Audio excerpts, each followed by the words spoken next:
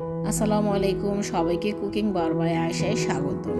আজকের recipe French fry, যা কিনা ছোট বড় সবার পছন্দ। তাই কথা আর না বাড়িয়ে রেসিপিতে চলে যাব।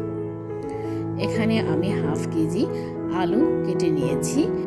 আলুটা অতিরিক্ত মোটা করেও কাটা যাবে না, আবার অতিরিক্ত পাতলা করেও কাটা যাবে না। ভিডিওতে দেখেই বোঝা যাচ্ছে আমি কতটুকু মোটা করেছি। আর ফ্রেঞ্চ ফ্রাই তৈরি করার জন্য ডায়মন্ড আলুটা কিন্তু বেস্ট। আমি ডায়মন্ড আলুটাই নিয়েছি। এখন আলুর দাম অনেক কম, তাই এখনই সময় ফ্রেঞ্চ ফ্রাই তৈরি করে আবার মতো ফ্রোজেন করে রেখে দিন সারা মাস জুড়ে খাওয়ার জন্য।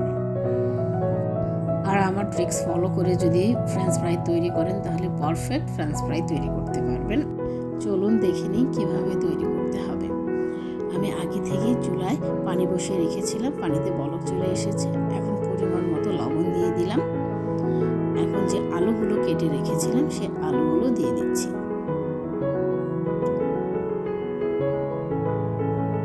একটু নেড়ে চেড়ে নেব। আলুগুলো কিন্তু অতিরিক্ত বয়েল করা যাবে না। এই সময় চুলার আঁচটা কিন্তু হাই হিটে থাকবে। আলুতে যতক্ষণ না বলক আসে ঠিক ততক্ষণ পর্যন্ত ওয়েট করব। যখনই পানিতে বলক চলে আসবে ঠিক ঘুরে ধরে 2 মিনিট সিদ্ধ করে নেব। ফুটনো পানিতে আলু দেওয়ার পর আবার একটা যখন বলক চলে আসবে ঠিক ঘড়ি ধরে 2 মিনিট, 2 থেকে 2.5 মিনিট, অতিরিক্ত এর বেশি কিন্তু সিদ্ধ করা যাবে না। দেখতেই পাচ্ছেন আলুতে বলক আসার পর আমি কিছুক্ষণ রেখেছিলাম, 2 মিনিটের মতো। আমার কিন্তু আলুটা সিদ্ধ হয়ে গেছে। এখন পানি ঝরিয়ে ফিরে আসছি। সম্পূর্ণ পানি ঝরিয়ে ফিরে এসেছি। আলুর মধ্যে কিন্তু এক ফোঁটাও পানি নেই। আর যদি পানি থাকেও তাহলে একটা টিস্যুর সাহায্যে বা একটা কিচেন টাওয়েলের সাহায্যে অবশ্যই মুছে নেবেন। আলুটা যেন পুরোপুরি ড্রাই থাকে। এই ট্রিক্সটা অবশ্যই ফলো করতে হবে।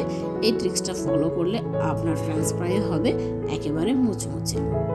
দেখতেই পাচ্ছেন আমি কিন্তু খুবই আলতোভাবে আলুটা মুছে নিচ্ছি। আমি অনেকক্ষণ পানিটা ঝরিয়ে রেখেছিলাম, এরপরও আমি আবার একটা টিস্যুর সাহায্যে হালকাভাবে মুছে নিচ্ছি যেন কোনো রকমের পানি না থাকে।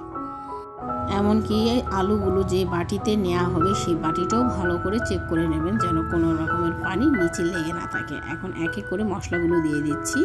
প্রথমে আমি 1 চামচ চিকেন পাউডার দিয়ে দিচ্ছি।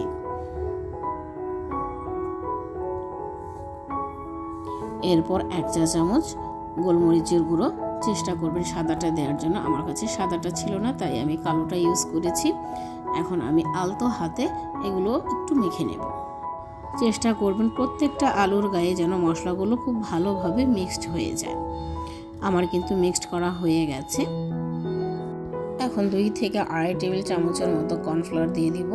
দিয়ে আমি হাত দিয়ে আবার খুব ভালো করে মিক্সড করে নেব। প্রত্যেকটা আলুর গায়েই যেন এই কর্নফ্লাওয়ারটা লেগে থাকে।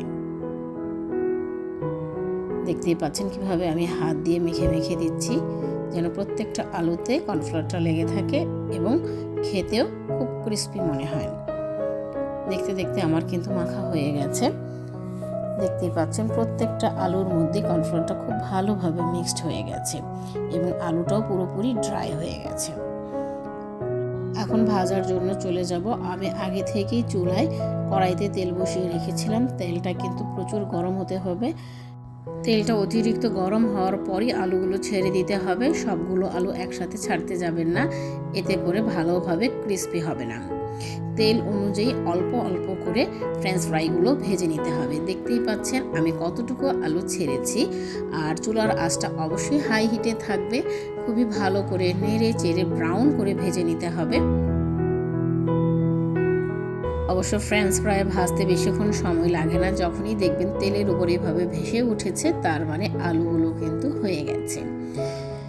আমি আর কিছুক্ষণ অপেক্ষা করে ব্রাউন করে ভেজে নেব। দেখতেই পাচ্ছেন আমার ফ্রেঞ্চ ফ্রাইগুলো হয়ে গেছে। আমি কিন্তু তেল থেকে তুলে নিচ্ছি।